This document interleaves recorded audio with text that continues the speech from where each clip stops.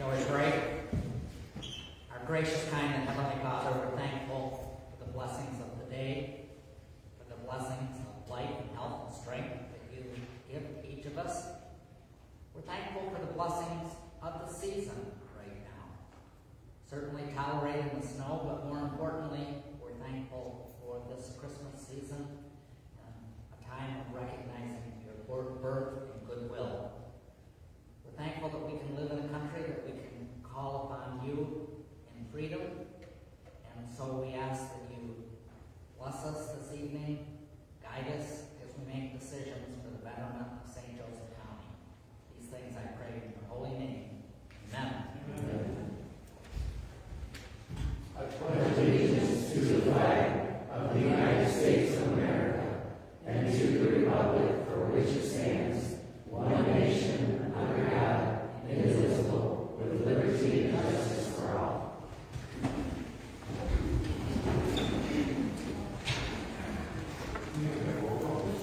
Commissioner Baker? Present. Commissioner Conklin? Here.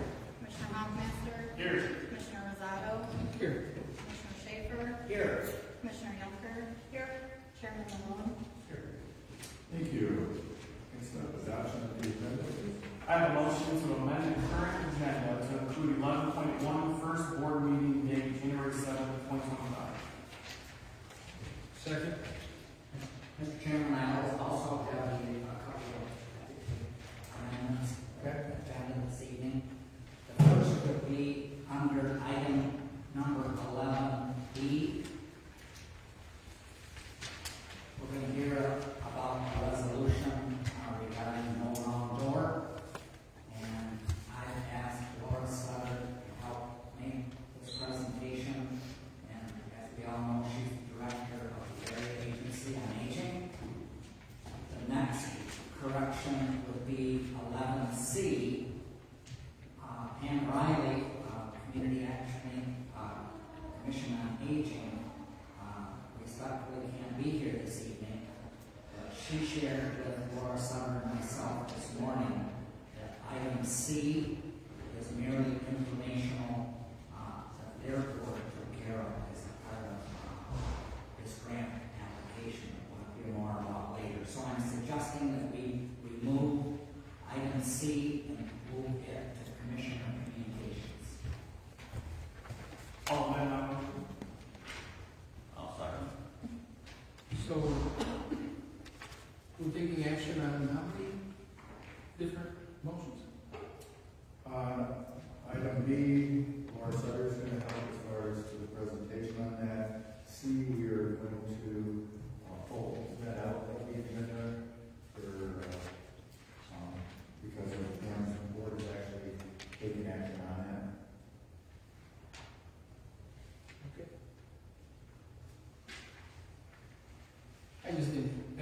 The only reason I asked, for those that are wondering, I didn't know you could take action on, once his motion was made, we needed to take action on his motion, and then we go to your motion and take action on your motion. But apparently they're going to do them all on the one.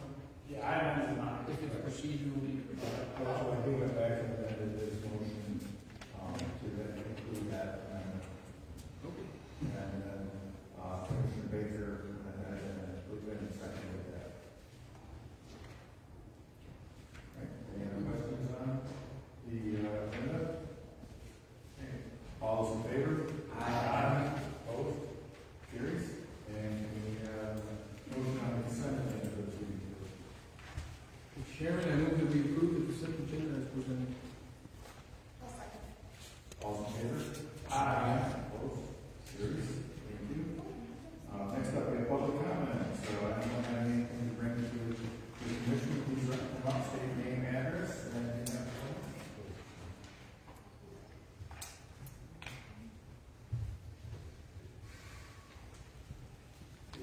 Good evening. My name is Kelly Weaver, 70508 Verified Union. First off, I would like to publicly thank you for making the supporting documents available online and off the agenda. Unfortunately, it seems it was missed from the meeting today, but previous postings were helpful. It's been several months since the brownfield development in Whitefish was approved. At the time, information was not readily available.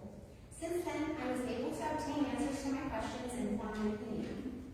Obviously, the project was approved, and my view won't change anything, but I would like to share my thoughts just the same. I'll begin with a brief overview of how the brownfield housing development works.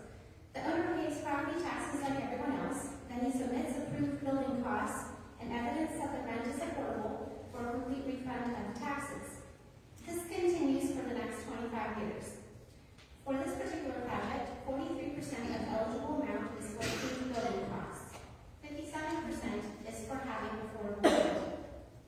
Who determines if the rent is reasonable? The Michigan Housing and Urban Development Authority. Their cap for a two-bedroom apartment in St.Joseph County for the year 2024 is $2,310 per month, which is ridiculously high. Essentially, the developer can charge whatever he wants and still qualify for the property tax reimbursement. The first point I would like to make is that the restriction for affordable rent is so high that it may as well not exist. The developer is planning to charge $1,100 to $1,250 per two-bedroom apartment. Have you seen the size of these units? They are super tiny. My neighbor has two-bedroom apartments in White Pigeon, and he's getting $700 a month. He said that is slightly less than the market rate. The developer can charge 2 to 3 times the market rate and still qualify for property tax reimbursement. The cap does not limit his ability to keep the rent out. Second, I would like to point out that the brownfield housing development plan is not constitutional. Article 1, Section 1 of the Michigan Constitution says, all political power is inherent in the people. Government is instituted for their equal benefit, security, and protection.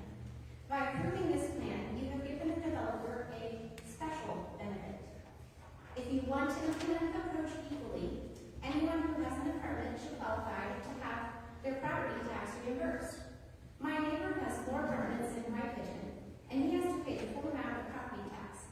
It's over $6,000 per year. When I asked him how it feels to know there's a new landlord in town that doesn't have to pay property tax, he said, it doesn't feel fair. I agree with him. It isn't fair. Why does this developer get special treatment over my neighbor? I'll read the line from the Constitution again. Government is instituted for their equal benefit, security, and protection. Third, just because something is lawful does not mean it is constitutional. As another example, we know many gun laws are far from constitutional. You did not take an oath to the law. You took an oath to the Constitution. If you are not familiar with our state and federal constitutions, it's time to learn and keep them in mind with your decision making. Thank you. Oh, and if you think there are no problems with our elections, because you come from Michigan, think again, but I'll say that for another time.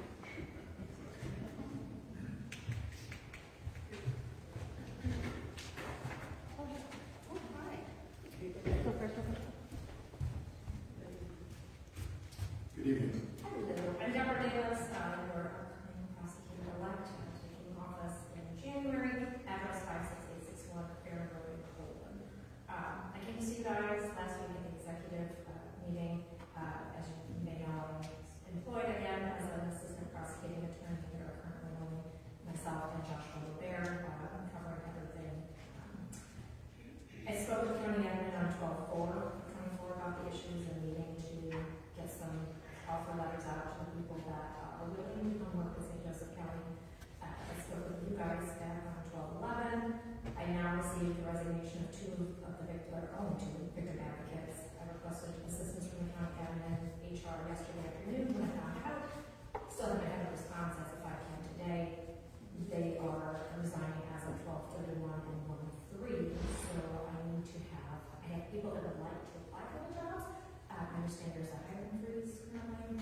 I'm not sure how that's going to affect what we'll do as far as having people again. But I would like to get it posted as soon as possible. It needs to be posted internally first. If not, I would like to get it posted so that we can get people applying. As far as what to do about the prosecutor's budget for the office, I gave you figures. Those are obviously, what we would like to see. But I think critical need at this point, in order to increase the prosecutor's salaries to get them positions filled with people that are competent and qualified and want to be here, I would ask that you consider amending the budget for $100,000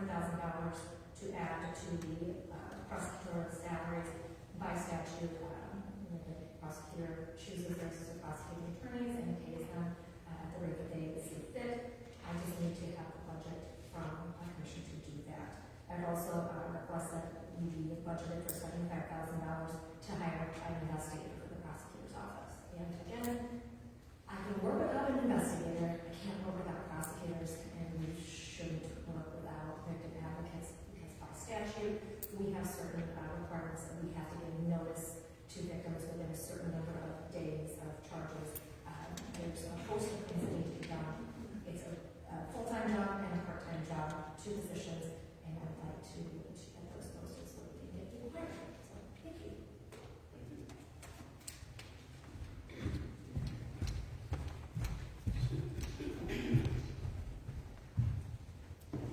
Hi. Good evening. My name is Regina Chapman. I live 54012 Wilbur Road, and I'm an elected precinct delegate now of the Republican Party for Park Township. Rusty is my commissioner, and he's very well. He does very well with listening to my complaints and my comments and things like that. But I want to congratulate everybody on the election, your elections, re-elections for your positions. And we'd also like to welcome you to the St. Joseph County Republican Party. You are put in as statutory members for the party, and we don't know if a lot of you have been getting the emails that we have sent out, and now since everything is legal and everything, we'd like to invite you to our meetings, which are held on the 4th Monday of the month. Not for December, though. We'll start in January. And they're held over at the training center here in Centerville. Also, though, we did elect our own, we had our own officers and our executive committee. And I don't know if any of you were able to get that off your emails, but I'd like to give you a copy tonight, if that would be okay. The other thing that we need too for you is that occasionally we have business that we have to attend to, and right now we're working on bylaws that we've made some adjustments with for the party, and we need as many of the statutory members to come that would be able to. I want to say thank you to Rusty, Christine, Jeff Wenzel has been there, our elected officials have been there. So, in order to save you from copying these things, again, if you'd like a copy of those, we can give it to you, and the rest of our executive committee people. And we're hoping January will bring the whole group of officers so they can introduce you, we have some new faces, so it's kind of fun. So we're looking forward to a great couple of years here because our precinct delegate list has grown from 15 to 52 now. So we need 80 people yet to represent the entire county, but it's really exciting. And we want to keep the momentum going from the election and things like that. So wish you all Merry Christmas, Happy New Year, and a safe time. You give those to the clerk. So you guys got okay. Thank you very much. Thank you. What else is here? Good evening.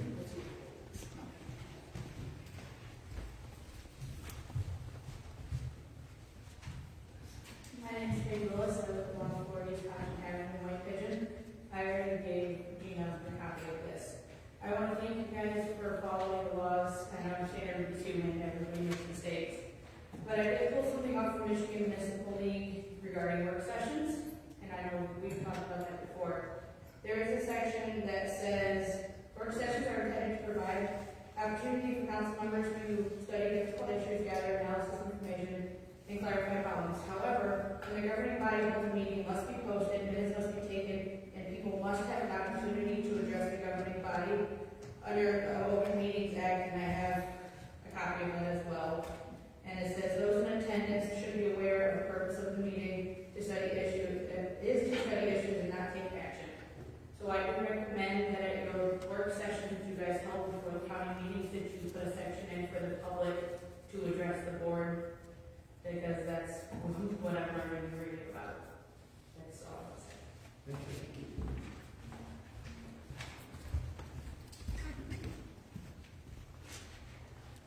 Good evening.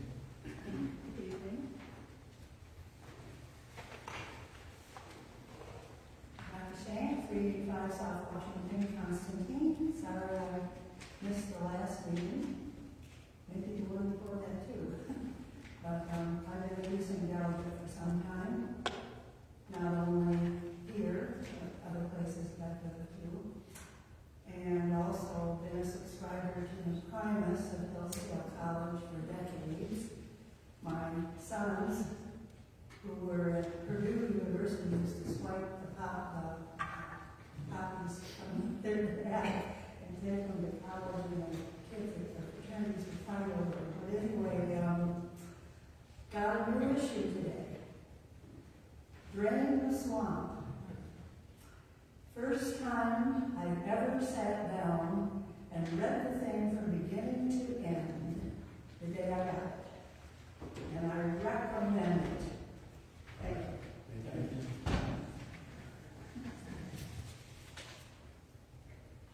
Anyone else this evening? We'll close the public comments. Next up, under presentations, we have a presentation for former chair, former county commissioner Dennis Allen. Unfortunately, he was not able to attend tonight. We do have a plaque and a resolution that we have in honor of the years of service that he has provided to the county, and to show appreciation for all those years of service that he's given as well. And I look forward to us being able to present that in person. Along with that, Commissioner Schaefer has a presentation as well on it, and I will pass it over to Commissioner Schaefer. Thank you, Mr. Chairman. And I too am disappointed that Dennis isn't here this evening, but certainly understand he had family commitments down in Florida and had made those, I might add, just prior to his leaving the county commission in October. And so that's one of the reasons why he shared with me he wanted to leave a little bit early to be able to maintain the obligations there in Florida.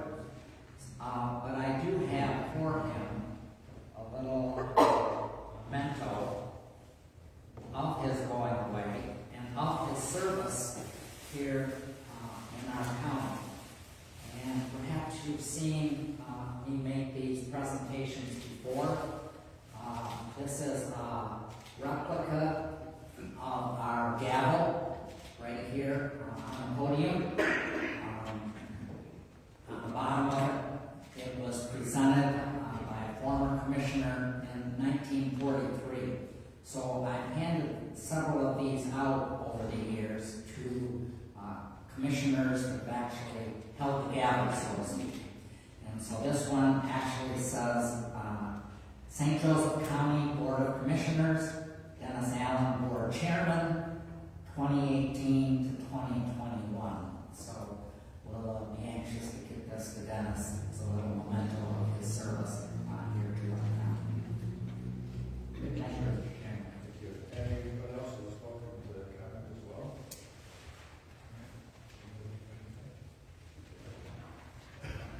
Oh, great. They put a hammer in Mr. Baker's hand. I don't know if it's going to go well for the rest of the meeting, but all right. Thank you, Commissioner Schaefer, and I'm sure that Commissioner Allen is going to be much appreciated that. So very nice that you tracked those personally on the time and effort to put into this. Thank you. Next up, we have the county administrator's report. Hi, nothing tonight, thank you. All right. And committee and reports and appointments. Anyone have anything to report? Mr. Chairman, I'd like to report a little bit on the road commission. The covered bridge, as you all know, is closed. Some members and ask. But I've been told that weather permitting, they hope to have it open by Christmas. That's the news from the road commission. That's it from my report. All right. Any others? Moving on, under new business, we have the fiscal year 25 agreement for extension services. I understand at executive, there was a lengthy discussion about the MOA with extension services. Julie presented that. I understand that there were some changes asked to be made to the language of the agreement. Those have been made and included for you. And I guess I will defer to Julie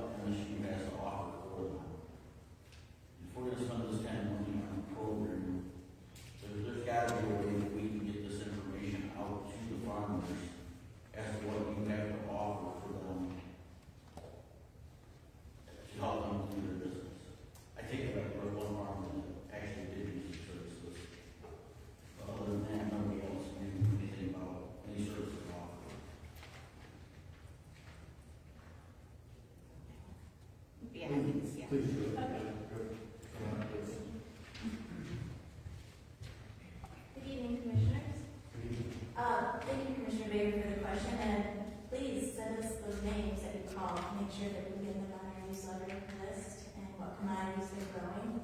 You know, it's not always that you have face-to-face engagement with staff people who are doing the work. So research and pesticides, farm labor issues and so forth, we impact agriculture in many different ways. So it may not be a one-to-one kind of phone call or something that they haven't been able to come to a program, but potentially they are using our services in other ways. So I'm not clear on those farmers or what they're growing, and I would certainly want to get them in our newsletter.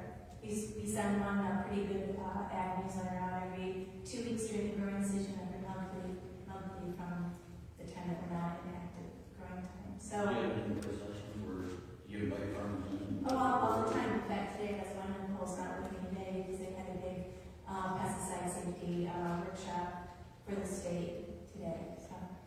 And is that transferred out tomorrow? Absolutely. I mentioned we have quite a large ag team in the office too, with Linda Kelly, Nicole Ritchie, and Eric Anderson, John McWhort, are all working out of the St. Joe office, so they're accessible to folks who come into the office and call. So. I guess I could understand if one or two didn't know anything. Yeah, I'm concerned by that. I'm concerned by that as well. 15 down, or 14, but one did use services, but Yeah. they have no clue what's going on. That's kind of alarming. And one person actually said they had to come and do a nematode test and never got results. We don't go out and do nematode It's tests. not you. Yeah, so that's not a service we provide, so that would not be the extension program that he's referring to. As far as I know, I mean, it could have been some research project, but it's not a service we provide to farms and testing and those. Anyone else? Other questions? Is there any? I move to approve the financial 2025 agreement for extension services. Support. All in favor? Aye. Opposed? Aye. Thank you. Okay, next up, we have a resolution of St. Joseph County Board of Commissioners supporting the St. Joseph County Commission on Aging partnership with the Area Agency on Aging 3C and applying for the state of Michigan grant funding opportunity for the No Wrong Door program. Presented as they were alluded to before this meeting began by Commissioner Schaefer along with Laura Sutter. Good evening.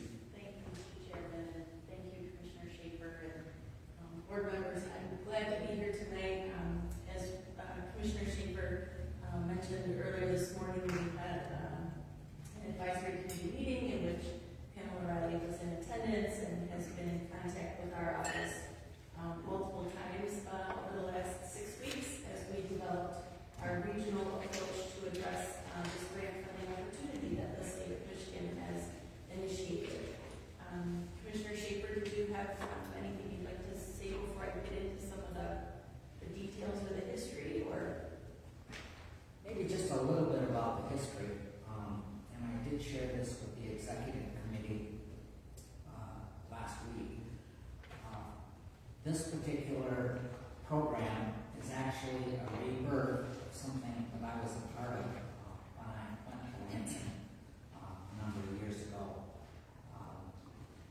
I was a part of a work group called the Michigan Long-Term Care Task Force that had representatives from many different organizations, and total membership on this task force was probably about 100 people.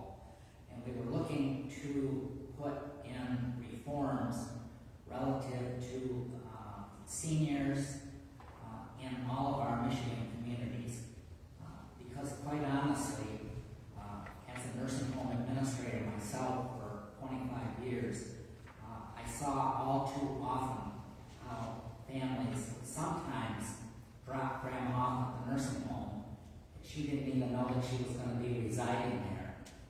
But they were under crisis situations, didn't know what their options were, knew that she qualified for the Michigan Medicaid program, and basically just said, "Here, state, it's up to you to take care of grandma." We've come a long way since, and part of that is attributed to the Michigan task force that I was a part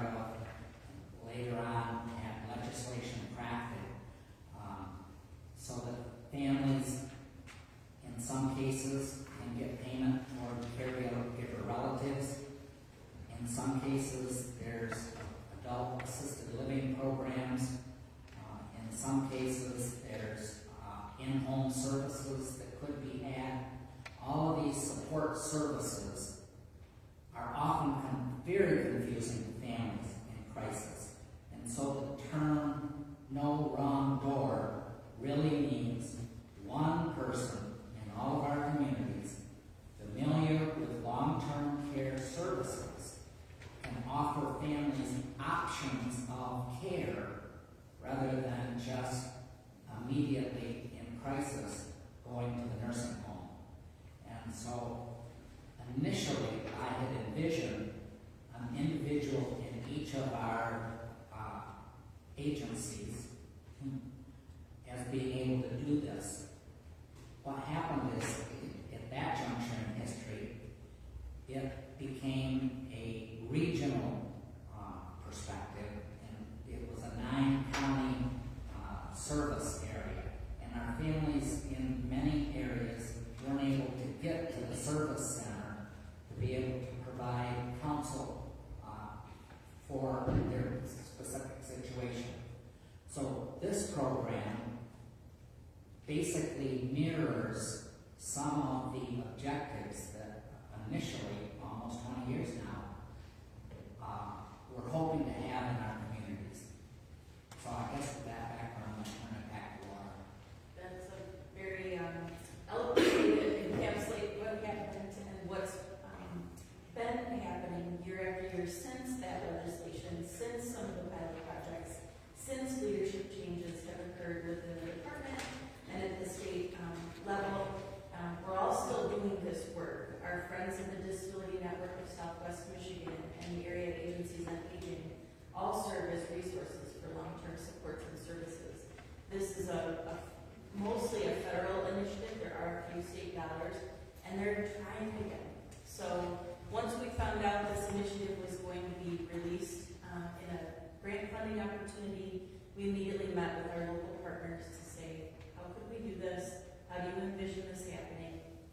The Commission on Aging offices in both Branch and St. Joseph counties had discussions with their advisory board. So under Mrs. Davis's leadership and with that group, they passed a resolution and are supportive of our collaborative application with Region 3B or Carewell Services that serves Erie, Calhoun counties, Kalamazoo County, and then our 2-county planning and service area. So it's very, very, very similar and much like Commissioner Schaefer said, the premise and the goals are to meet people where they are, to talk about options, hopefully before it becomes a crisis, hopefully before it becomes uncomfortable, and the person who is able to be honored in their preferences and in their goals to be able to reach that more easily. So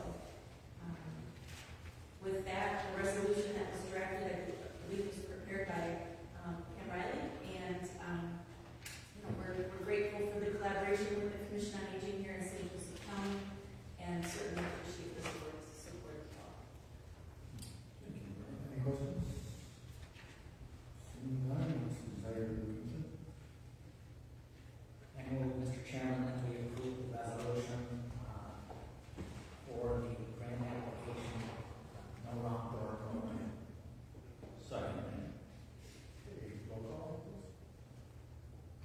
Commissioner Baker? Yes. Commissioner Conklin? Yes. Commissioner Hoffmeister? Yes. Commissioner Rosado? Yes. Commissioner Schaefer? Yes. Commissioner Yonker? Yes. Chairman Malone? Yes. Yes, thank you, appreciate your time. Next up, we're D, we have the Pivotal and Substance Abuse Services Corporation Resolution. Good evening. Good evening. This is a resolution formalizing Pivotal as our mental health and substance abuse service agency, and this is for the fiscal year 2025 in the amount of $257,268. Any questions on this grant? Mr. Chairman, I move that we approve the Pivotal and Substance Abuse Services Appropriation Resolution. Support. Okay, roll call, please. Commissioner Baker? Yes. Commissioner Conklin? Yes. Commissioner Hoffmeister. Yes. Commissioner Rosado. Yes. Commissioner Schaefer. Yes. Commissioner Younger. Yes. Chairman Malone. Yes. Passes. Thank you. And then next up, we have community health agency appropriation resolution. Similar to the last resolution, this is formalizing our budgeted $322,977. That was budgeted to be allocated to our community health agency, which is Branch Hillsdale St. Joseph County Health Agency for 2025. Thank you. Any questions on this one? I move to approve the community health agency appropriation resolution. I'll second. Motion is second. Roll call, please. Commissioner Baker. Yes. Commissioner Conklin. Yes. Commissioner Hoffmeister. Yes. Commissioner Rosado. Yes. Commissioner Schaefer. Yes. Commissioner Younger. Yes. Chairman Malone. Yes. Passes. Thank you. Okay, next up, let's see, we have many approved tentative agreements with several of our unions on it. We've got approval for the AFSCME for circuit court, family court, probate, mental unit, county district court, the police association, and correctional officers. Teresa? Yeah, so very happy to report that we have been able to sign tentative agreements with 6 of our 10 unions, union groups by the end of the year. The groups have all ratified with their bodies this tentative agreement, so we're bringing these before you to get commissioner's approval as well on these TAs. Once these TAs are approved, then we go back to the contracts, revise the contracts, and then those will actually come back to time. The first step is these TAs, as we call them. I think that our negotiation team has been working very hard to put together really a comprehensive package, really balancing supporting our employees while still trying to be financially prudent with our dollars. So we feel that happy that we were able to get this far. But just to go through some highlights for you on what we have TA'd with those groups. Starting off with the corrections officer group, so this is our fraternal order of police for our corrections officers. Lots of discussion over wages when it comes to that group, obviously. And we certainly want to remain competitive within the market for those important positions. In looking at our comparables to our comparable counties, we looked at those numbers, looked at where we're at, and tried to get us to at least the average or above average on those groups. And the comparable counties that we used were those that we had last been in arbitration with, because if we were to go to arbitration with these groups, we would assume that they would use those counties again. So those are the numbers that we used, looked at, and really focused at. In reviewing those numbers, we did propose respond back to the union's initial proposal of adjusting wages for those folks with $1 an hour market adjustment. And then in the first year here, year 2025, they received an additional 5% increase. So that's almost a 9% increase for 2025. And then 2026 and 2027, 3% pay increases, cost of living increases for those groups during those years. We also looked at holiday pay. In the past, those folks, when they worked their holiday, they would only get paid 8 hours even though they worked 12. So we did agree to change that holiday pay that they would be paid for the 12 hours that they were actually working as holiday pay. The pension plan for these folks, one of the groups, those folks that were hired after December 31st of 2015, we're currently paying 12% towards their MERS pension plan. We did agree to reducing that to 10%, which actually puts them at the same employee contribution as our road officer group as well. So we were able to match those two groups. We also offered, currently the way the contract read, there was no vacation time for new hires. We added 40 hours of vacation time for new hires within their first year. Bereavement leave, we made some enhancements to the bereavement leave, just adding parents to the 5 days for bereavement leave, and some other adjustments in there with grandparents and laws, aunts and uncles, and then we added a day for nieces and making that bereavement leave plan a little bit more robust. We added a day or 12 hours of personal leave as well. We increased the employees that opt out of our health insurance. They get paid in lieu of taking our health insurance. Previously for this group it was $3,000, we increased it to $4,000. We did make some kind of housekeeping language on our Family Medical Leave Act, and then increased the reimbursement for footwear equipment to $200. We also added an officer in charge pay, $1 for those folks that when they step in are acting as the officer in charge, they'll receive an extra $1 an hour.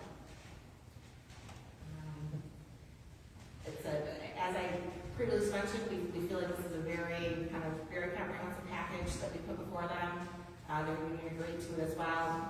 There were several concessions made throughout that process with what some of their initial proposals were and what we came back and what we didn't include and what we didn't agree to. But this is very limited for the corrections group. Our ASME union groups, there's 4 of them, as you can see on the outline based on departments. As well as our district court association, typically those folks, those contracts all mirror one another. Some slight changes here or there, but for the most part they are the same. So it makes it a lot easier that we can kind of talk about them as one big group. And looking at and negotiating with those folks, we did agree to a 5% cost of living increase for 2025 and a 3 and 3 for 26 and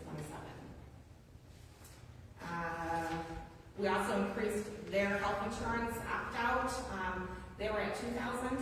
We bumped that up to $4,000. Again, bringing them in line with our other contracts going forward.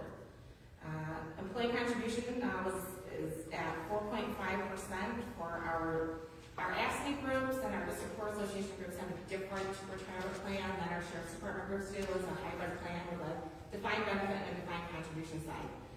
We have been contributing 4.5% to that defined contribution side. We are solidifying that within this agreement. We also mirrored the bereavement leave that I just mentioned in the corrections officer agreement. We brought that into the AFSCME group and the district court association group as well. And then we had some clarifying language when it comes to our Family Medical Leave Act rollback period for how, or look back period for how we determine who's eligible. Those are the major highlights. Any other items within those 100 agreements would be more language changes, similar like one of our ASCII contracts has, the title is, I think, it has a circuit court in there, and that title, we've changed that because that no longer applies, because that group of employees isn't part of that union anymore. So just housekeeping items on the language side of things will be reflected when we bring back that final contract. So again, I feel like we worked very hard to put a balanced, competitive plan together, that again meets the needs of wanting to support our employees as best as we can, but also trying to maintain that fiscal responsibility and being prudent with those dollars. So, questions? Questions for Teresa? Comments? I only have one question. The officer in charge thing, why wouldn't you replace the sergeant with the sergeant? Why would you have to have a deputy be the officer in charge and pay him an extra $1 when you can call in a sergeant? Is that the difference? Yeah, I mean, as I understand it, it can happen where there isn't a officer available, yes. And so they do ask, and in the past, this will be able to give the sheriff's department the option of kind of really identify somebody as, okay, you are the person in charge for this time frame, right, until, and really recognizing that, giving them that, not authority, because they don't necessarily have that, but just giving them that recognition. Gotcha. It's a good question. Also, say that they have a guy retired, that that other guy will up before he gets to the point of being promoted officially, either one time. Sounds like you guys worked really hard at this, and I appreciate all your hard work. Well, no, I give our employees and our union representatives a lot of credit here as well. I think that these are tough times for negotiations, that is for sure. And so I'm appreciative of everybody who was involved in the process.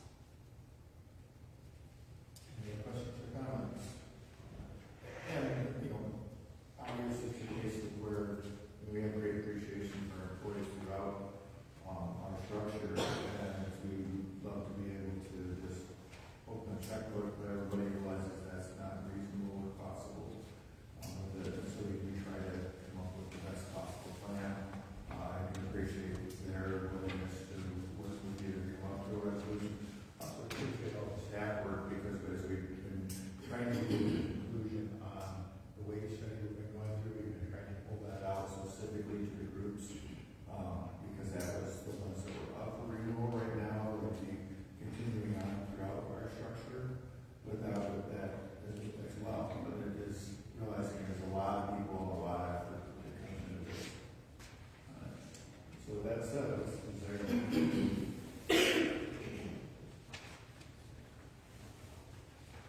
Chairman, I move to approve collective bargaining agreements with ASME, FOP, Correction Officer Divisions, District Court Association, bargaining units, incorporating the changes reflected in intended agreements above have been presented by the county administrator this evening. Second. We need a roll call on this? Commissioner Baker? Yes. Commissioner Coughlin? Yes. Commissioner Hopmaster? Yes. Commissioner Rosado? Yes. Commissioner Shaver? Yes. Commissioner Younger? Yes. Chairman Linger? Yes.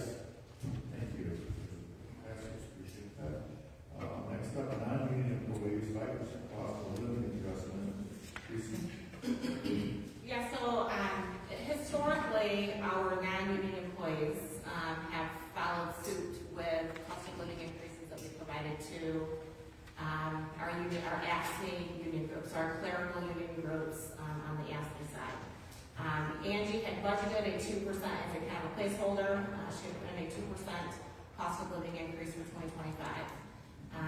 So the ask here is that, we would include that 5% increase for all other non-union staff, not within the union groups, so that we could, Angie would appreciate it if this is the choice that we move forward with, so that they can get payroll updated, so that we don't have to do any retrofit of those bills. Questions? Yeah, there's not very many non-union employees here. No, correct, there's not many. We have a handful of clerical, folks like within administration, that are non-union. Yeah, and then maybe our leadership staff, level staff, yeah. I move to amend approve 2025 county budget to reflect 5% cost of living adjustment for non-union employees in lieu of the 2% increase that was adopted in 2025-26 budget effective January 1st, 2025. Second. Roll call, please. Commissioner Baker? Yes. Commissioner Coughlin? Yes. Commissioner Hopmaster? Yes. Commissioner Rosado? Yes. Commissioner Shaver? Yes. Commissioner Younger? Yes. Chairman Linger? Yes. Passes, thank you. Next up, we have elected officials, 5% cost of living adjustment. Teresa? So similar to what I just discussed with the non-union folks, again, historically, our elected official positions have also followed suit with, on the cost of living increases, what we've done for all the other staff, on the AXA side and the non-union side. Just a point of note here, as we have this written right now, this is including commissioner salaries. We had a discussion in executive back, must have been in October. I think we, at that time, wanted to adjust any of the elected official salaries, right? We looked at all the wage study and determined, no, we were gonna leave them all as is. I know there was discussion about if we wanted to change commissioner salaries or not, or what type of increase we wanted to do for them. When we put this together, we were kind of questioning ourselves on where we actually landed with the commissioner salaries. So we did include commissioners, because as in the past, they have followed along with that same cost of living. If that's not your pleasure, we can pull that piece out and we can make, we can approve this however you see fit, but I wanted to make that, make you aware of that. I move to amend and approve 2025 county budget to reflect 5% cost of living adjustment for elected officials in lieu of the 2% increase that was adopted in 2025-26 budget effective January 1st, 2025. Second.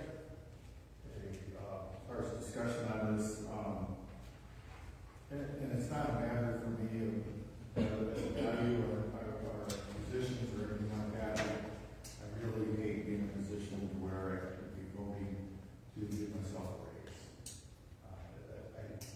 I've always had a hard time with that situation, so it would be something that I'm going to vote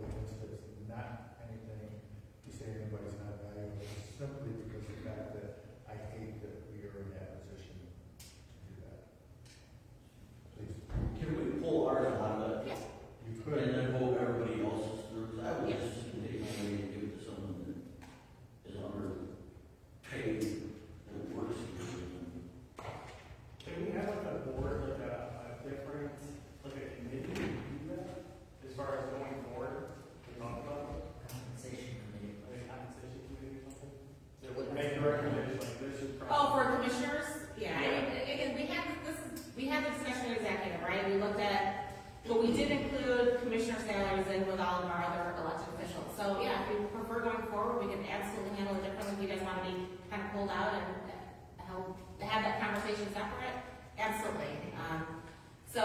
What we had discussed in executive, what I had assumed was that we had talked about doing a 2% for you guys just on, which is what we approved in the budget, is a 2% on top of what you're currently being paid for 2025. So if you want to move forward with just that, and then, approve the 5% for the elected official positions, that's absolutely an option. I can move that. Well, I was gonna say, would you like to withdraw that, and if you would, I'll see if we can get the second withdrawn as well, and then we could, modify this resolution, please. Yeah, so can I just modify my Okay, motion so, to 5% for the elected officials besides the county commission? Leave commissioners as is in the budget. Yeah. In the budget. second, okay with that? Is the procedure correct? Okay, I'm okay with that. Okay. Then I wrote, Please. so this is my fear, again, I'm with Rusty, I'm fine with the pay. We don't with the pay. Keep in mind, it's $9,600. Right. We're not talking about hundreds of thousands of dollars. And two, the reason why I would like a compensation committee to look at this, it is hard for anybody who has accountability would say it's a little hard to vote yourself a raise. So if you make it, it would be a little bit better for that. But truly, my fear really is though, is it would be 10 years from now, if the board members don't keep up with some of these places, we're at the point where it's like, oh my gosh, the county commission just voted themselves a $10,000 raise and they're not keeping up. You can't get people to take the jobs because there is some work involved in it. So I would just caution that part. Absolutely, it's up to. And that's what I said, it's not the same, the value is not there, it's just the fact that we have to do it to ourselves, that's what our problem. Yeah, and again, that 2% increase is already, we already approved that in the budget, so we'll just leave that as is. I'll finish the motion. And then to what Commissioner Schaefer had spoken, that we would to have a compensation committee, be doing that, where we're not doing that. And I know other entities do that, I mean, it was basic, when I was mayor of Sturgis, I think the most everybody is $2,600. You don't do it for the big bucks. It's part of community service, which is why we're all here with it, and there's no sort of program like that as well. So we're by no means at the bottom of the totem pole for paid public officials for this. So we have the motion, we have the second, roll call. Commissioner Rea? Yes. Commissioner Conklin? Yes. Commissioner Montaster? Yes. Commissioner Rosado? Yes. Commissioner Schaefer? Yes. Commissioner Yonker? Yes. Chairman Malone? Yes. Yes, thank you. Okay, now we have to have the board of commissioners first meeting date for Tuesday, January 2nd at 5 p.m. Teresa? Yeah, so we got set that, it's hard to believe, but that first date 2025, so if this date works for you, well, that would be great. If not, you can give us something else. I move to approve the Board of Commissioners' first meeting date, Tuesday, January 7th, 2025, at 5 p.m. in the Commissioner Room. I'll wait for discussion. Second. The sheriff's swearing in at 4 p.m. on the same day. No. They're doing the second. Yeah, January 2nd. This is the 7th. Tuesday the 7th. I'm sorry, I thought I heard. No. Just said it in Spanish, I would have. Those.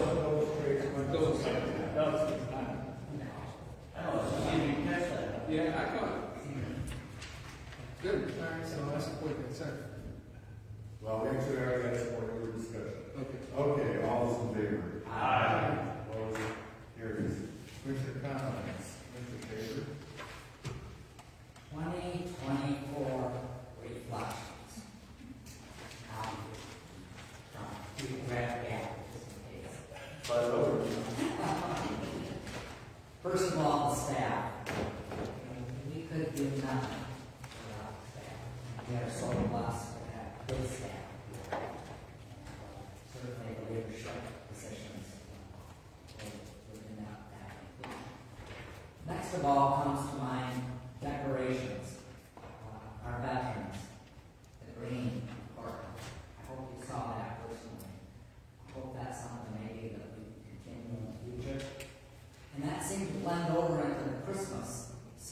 well. Even by night, it's now red and green, along with all the festive candlelight in all the windows. And the staff that did the various decorations, the trees, and various offices. And then again, comes to mind the Brittany Wallace Shank investigation. And I know those folks' families aren't here this evening, but I hope we continue to move that forward.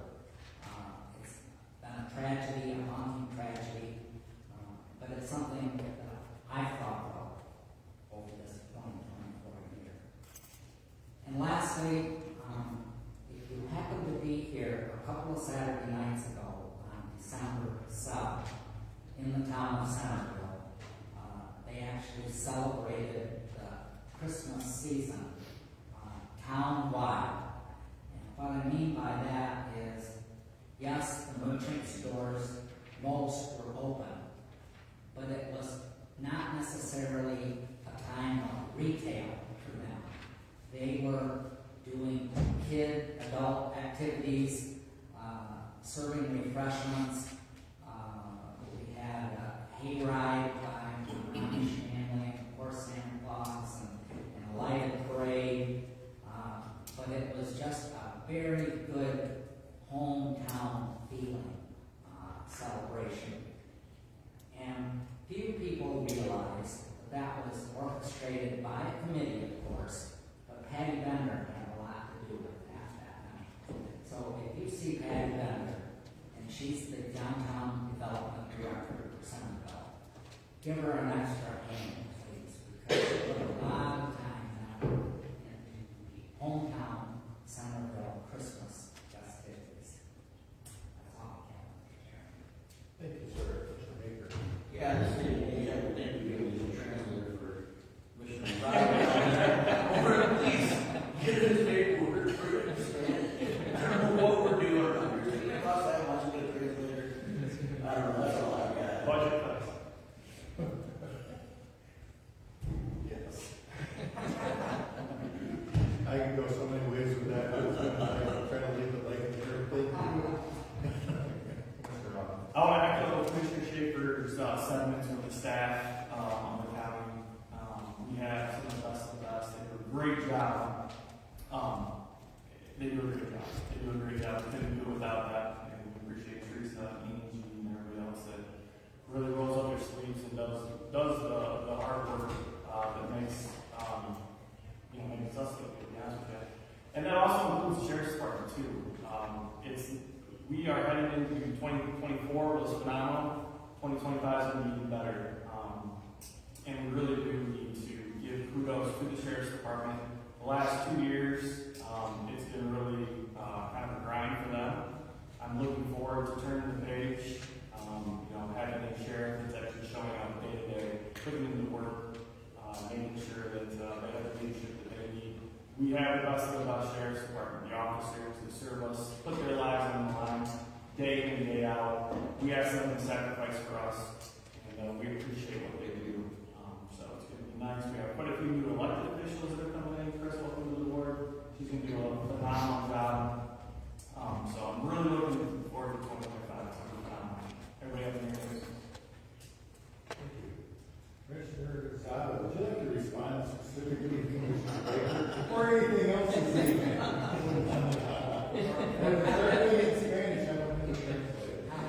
Well, all I gotta say is that when I ran for office, I was told by someone, quote, "This county is not ready for a Hispanic county commissioner."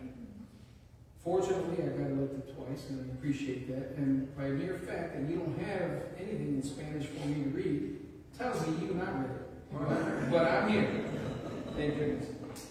All kidding aside, I do want to make some comments here that are business related. First of all, in regards to the work sessions, I would like to make sure that the staff would know that and they could look into, first of all, is it allowable to have public comment during a work session? If it is, then maybe we should look into allowing that. I don't know why we don't, because it's never been addressed. The other thing is the pivotal resolution. I want to say thank you and kudos to because Pivotal does a lot of good work. And they're still struggling to get some work done in the jail, for example, and so on, but that thing will get better.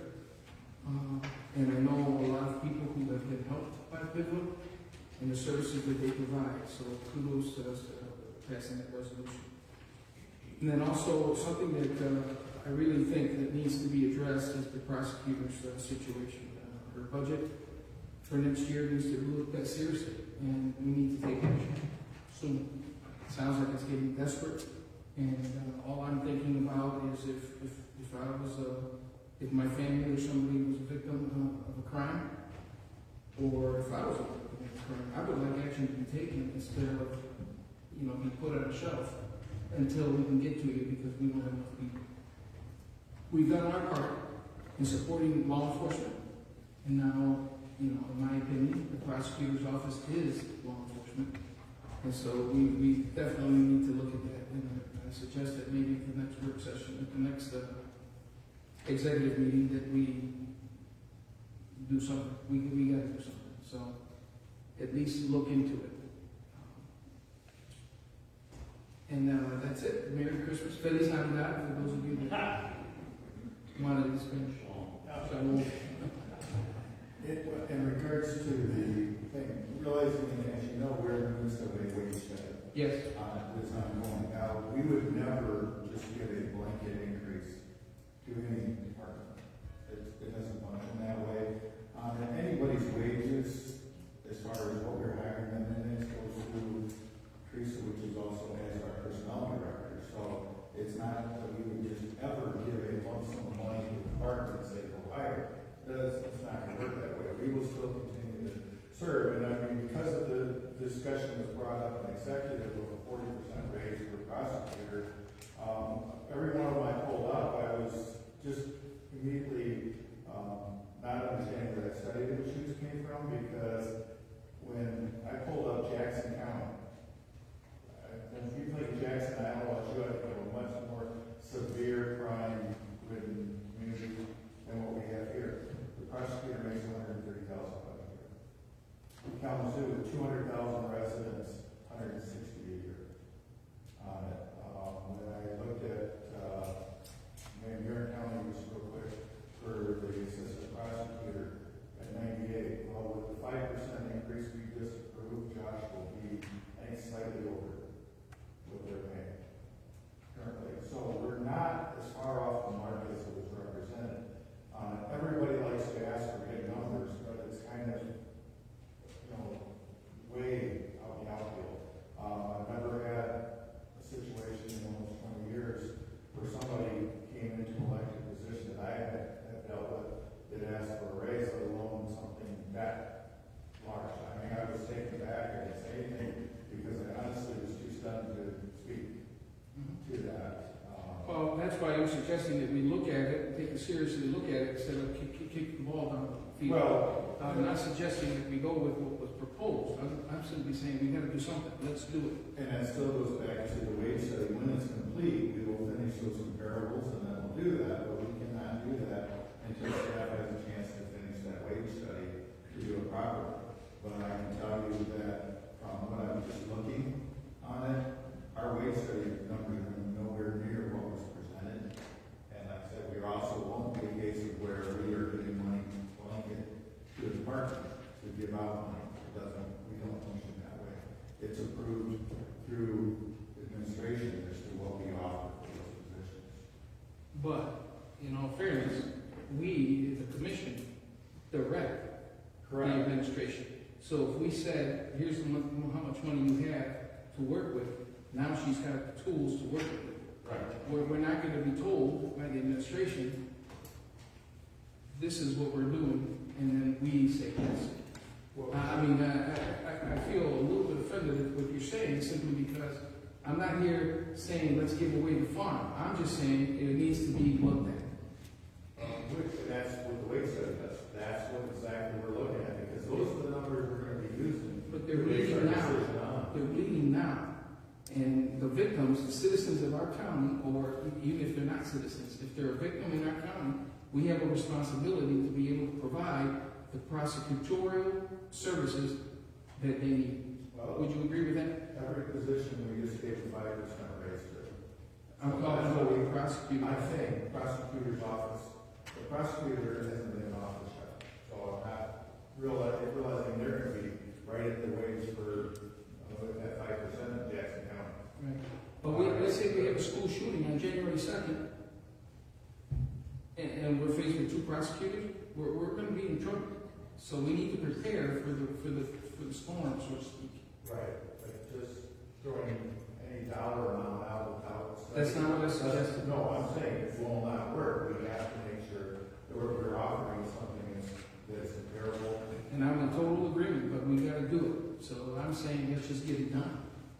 I'm not trying to be political here, softening things up. I'm just saying, it's becoming an urgent, from my observation, it's becoming an urgent matter. And we need to do something. If you don't do anything, I guess that's up to you, but I may not be clear. I want something done. Right. And I know I'm only one guy out of this whole board, but something has to be done. Right, and we are in the process of working towards that. Unfortunately, we can't make the numbers come in any faster than they can. Thank you, Mr. Chairman. You're welcome. Just a couple of things. I'm really impressed with our staff and all that is done to this county and the people in this county. I think that kudos to all those hardworking people because they do a great job. I'm really impressed with that. And I'm also impressed with our commission because I think, now, just myself, but I mean like that. I think we are good stewards of taxpayer dollars, and you can tell by this discussion that things don't just happen. We do have good discussions about those things. So, and I think that's important for the taxpayers to know. And also, I just want to say, don't forget what this time of the year is all about, and Merry Christmas to everybody. So.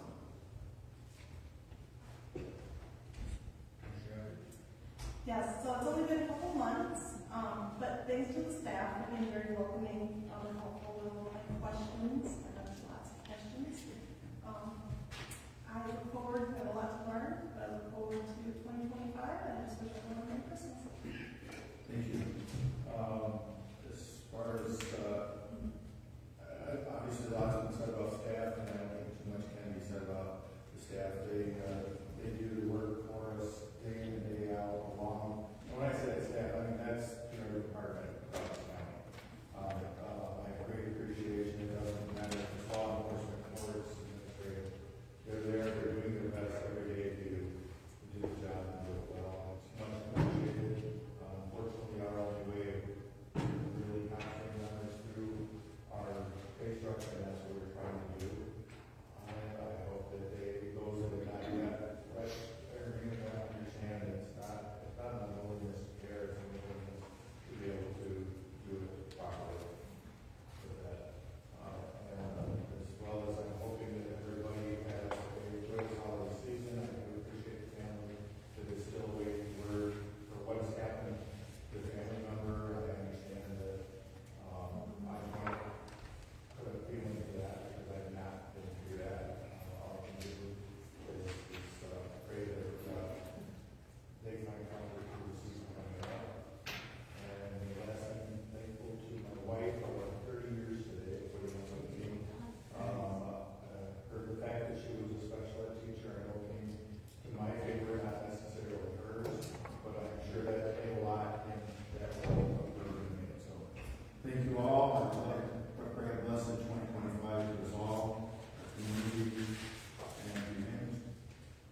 Thank you. The motion